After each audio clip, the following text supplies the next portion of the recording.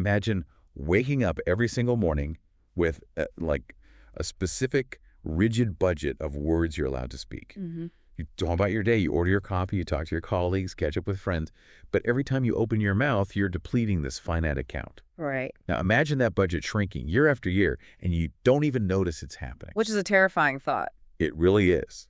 But according to a massive 2026 study published in Perspectives on Psychological Science, that's not just some hypothetical thought experiment.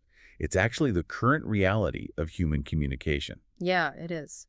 We're doing a deep dive today for you into an incredibly in-depth analysis from Dr. Laura Visupetra in Psychology Today. And we have this startling metric to grapple with. Since the year 2005, humans have been speaking roughly 300 fewer words per day every single year.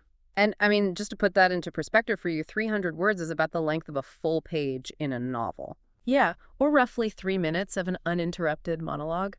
We are literally stripping a full page of dialogue out of our daily lives, sequentially, year over year. That is just wild to think about. It is. And the methodology behind this finding is really what makes it so robust. The researchers, they continuously monitored the audio environments of over 2,000 people. 2,000? Yeah, over 2,000 people, ranging in age from 10 all the way to 94, just as they went about their normal routines. So they were basically just capturing the ambient sound of their lives. Exactly. Capturing the sound of life over decades. And the data just reveals this steady, undeniable decline in vocalized words, with the drop being, most pronounced in demographics under the age of 25. Okay, let's unpack this. Yeah. Because that sets up a fascinating central mystery for you to consider. Like, where did all those words go? Right. If we aren't vocalizing them, did the thoughts behind them just, evaporate? And more importantly, what happens to our neurobiology when we stop physically producing the sound of communication? Well, the immediate instinct for a lot of sociologists and linguists is to view this through a highly pessimistic, almost literary lens. Like a dystopian thing. Yeah, exactly. There's this deeply ingrained historical fear surrounding the loss of spoken language, and it usually points straight to George Orwell's 1984. Right. The concept of newspeak. The whole idea that if you systematically destroy words, you literally narrow the range of human thought. If we connect this to the bigger picture, the Orwellian concern is that losing the volume and nuance of language essentially destroys our capacity for adversarial thinking. Interesting. Right, because without the necessary vocabulary, you lose the ability to conceptualize opposition or, debate nuances or even articulate complex emotional states. So the fear is basically that a reduction in spoken words correlates directly with a reduction in critical thought and emotional depth. Precisely. But, that assumes the reduction in spoken words is a reduction in communication as a whole, which, I don't know, it feels like a misreading of the modern landscape. And I mean, well, think about the disappearance of physical cash. You and I probably walk around with significantly less paper money in our wallets today than we would have in, 2005. Oh, absolutely. I almost never carry cash. Right. But using less paper money doesn't mean we have less actual wealth, nor does it mean commerce has just stopped. No, we just shifted to credit cards and digital wallets. Exactly. The currency is still flowing. It just changed its state of matter. So are we just doing the same thing with language? Like, we're communicating differently digitally, asynchronously, rather than communicating less? Yeah, the shift in medium is completely undeniable. I mean, we aren't living in an authoritarian state where some shadowy government is burning dictionaries. Right, thankfully.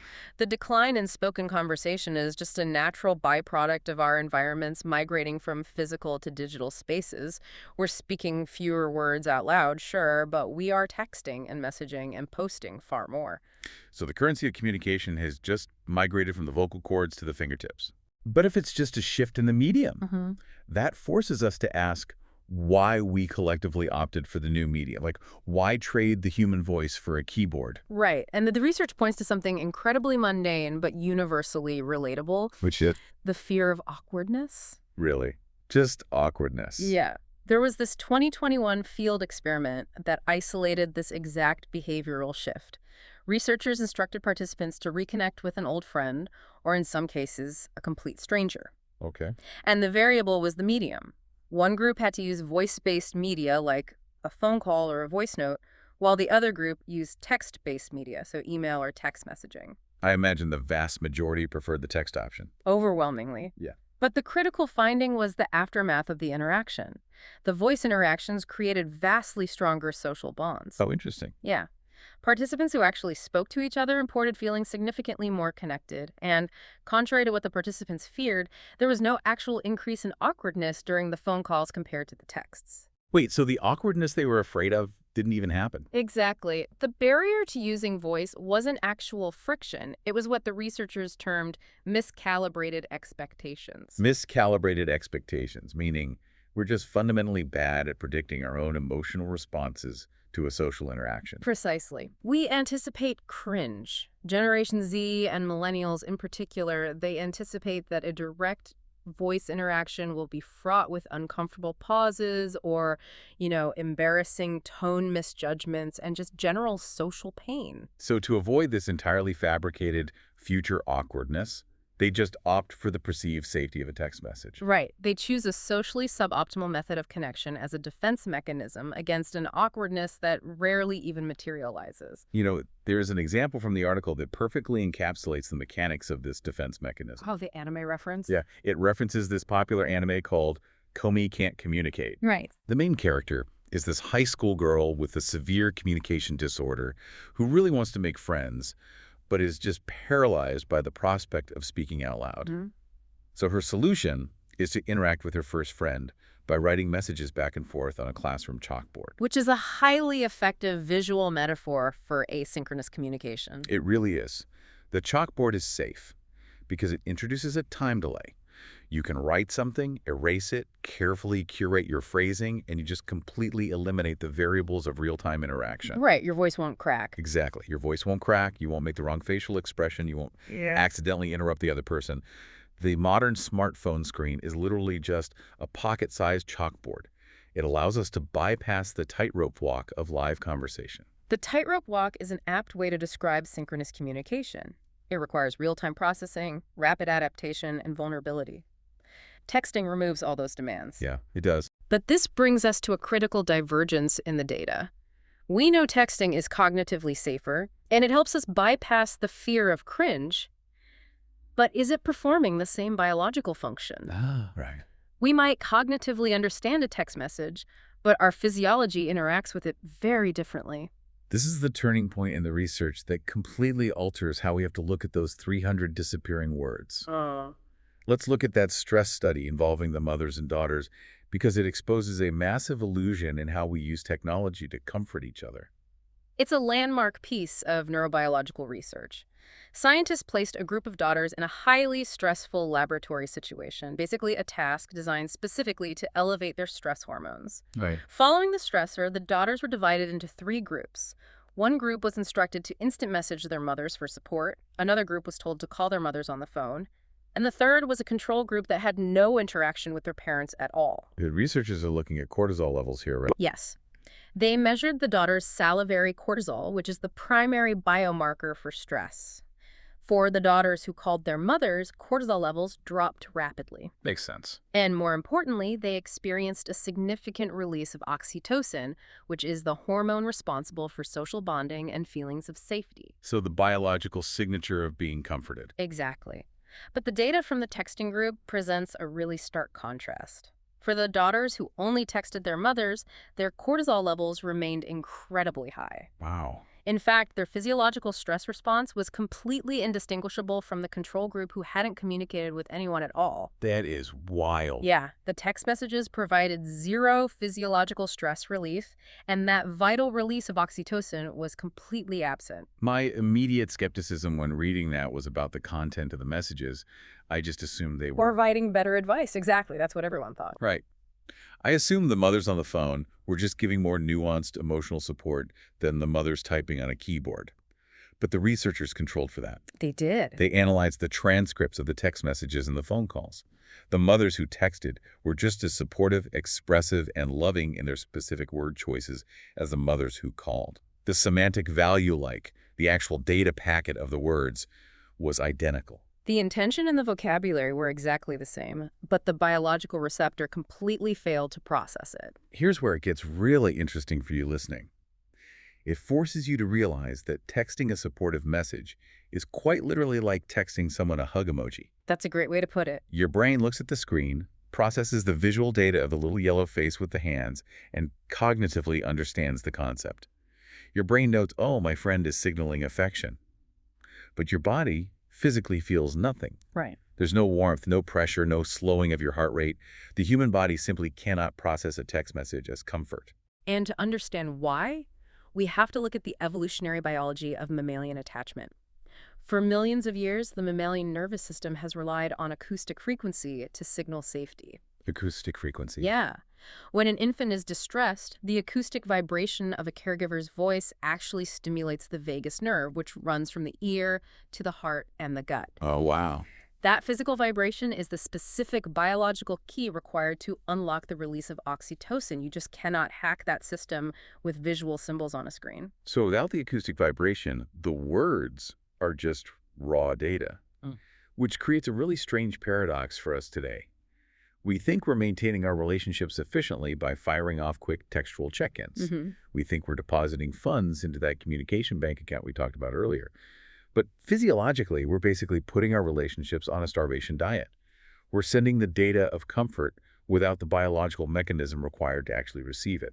It highlights a massive blind spot in our shift to a text-based society. We are trading biological nourishment for cognitive convenience. But if we follow that logic, a society losing 300 spoken words a day and replacing them with biologically empty text messages should be collapsing into a collective nervous breakdown. Right.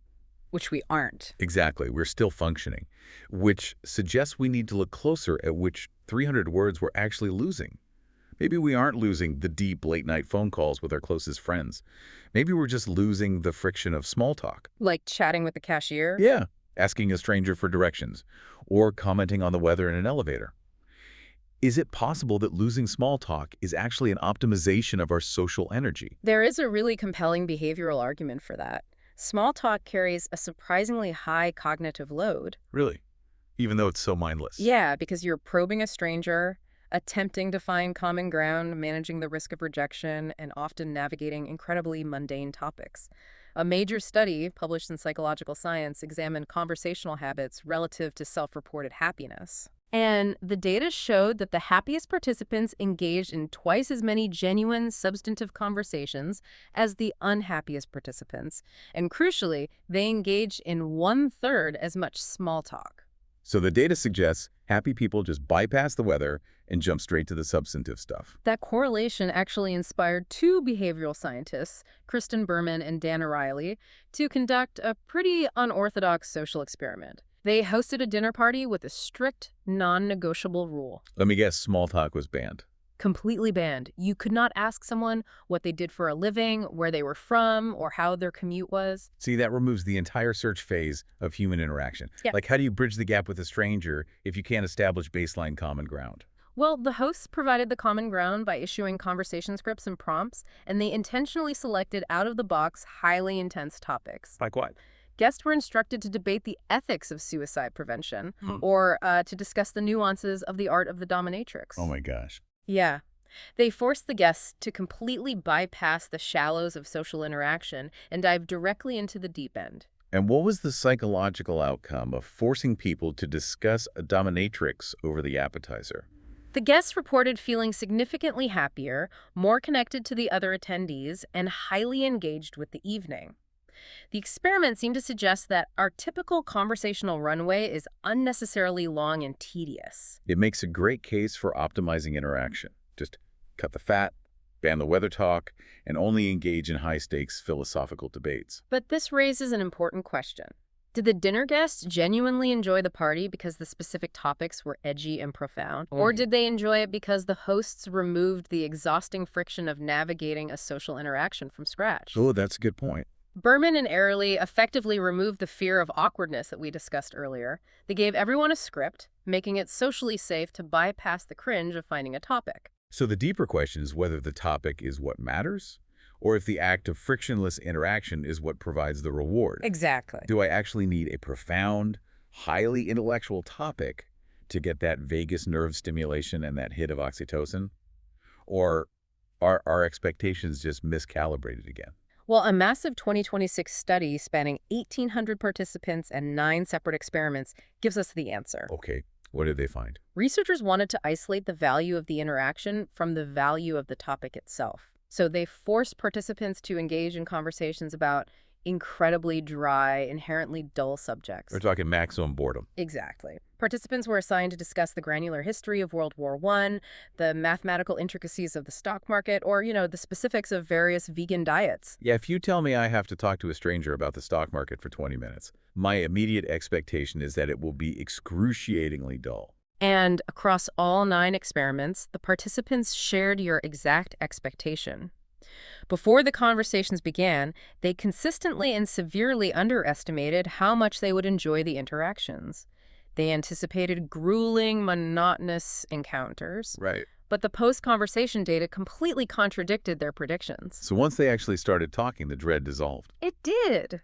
The participants reported enjoying the conversations significantly more than they had predicted. And this is the vital takeaway. The enjoyment was high, even when both parties fully acknowledged and agreed that the topic itself was inherently boring. That completely recontextualizes the dinner party experiment. Mm-hmm. It basically proves that the power of human interaction vastly outweighs the relevance or the depth of the topic. Yes. The biological and psychological reward isn't found in what you're saying. The magic is in the act of saying it with another human being. Mm-hmm. We don't need a perfectly curated, profound topic to justify opening our mouths. We don't need to optimize away the small talk. We literally just need to engage in the rhythm of taking turns, sharing mutual attention, and producing vocal inflections. The interaction itself is the reward. Our biology isn't grading the intellectual merit of our conversations. The nervous system doesn't care if you're discussing the ethics of suicide prevention or the history of a vegan diet. It just wants the connection. Exactly. It's craving the acoustic vibration and the shared real-time reality of another person. So what does this all mean for you listening to this right now? We've navigated a lot of complex terrain today on this deep dive. We've established that the human race is, quietly and steadily, losing 300 spoken words a day. Mm-hmm. But we aren't losing them to a dystopian Orwellian regime trying to control our capacity for thought. We're losing them to the quiet convenience of our screens and our own miscalibrated fear of social awkwardness. We are actively trading the messy, unpredictable, beautiful reality of the human voice for the safe, sterile, asynchronous chalkboard of text messaging. And as the neurobiological data clearly shows, that trade comes with a severe physical cost. It really does. Our bodies are essentially screaming at us for that biological hit of oxytocin that only a physical voice can trigger. A text message, no matter how lovingly crafted or perfectly punctuated, is processed by our biology as a completely silent room. It's the hug emoji instead of the actual hug. We've learned that you don't need to be perfectly eloquent to get that biological reward. You don't need to ban small talk, and you don't need to host a high-stakes dinner party to foster connection. Nope. Even the most mundane, quote-unquote, boring conversation about the weather or the grocery line delivers the exact physiological connection your body is starving for. So the challenge for you today is simple, but it requires a bit of vulnerability. Look at your phone. Look at the person you were just about to text. Instead of typing out those words and hiding behind the safety of the screen, hit the call button. I love that. Embrace the potential for that awkwardness you're so afraid of.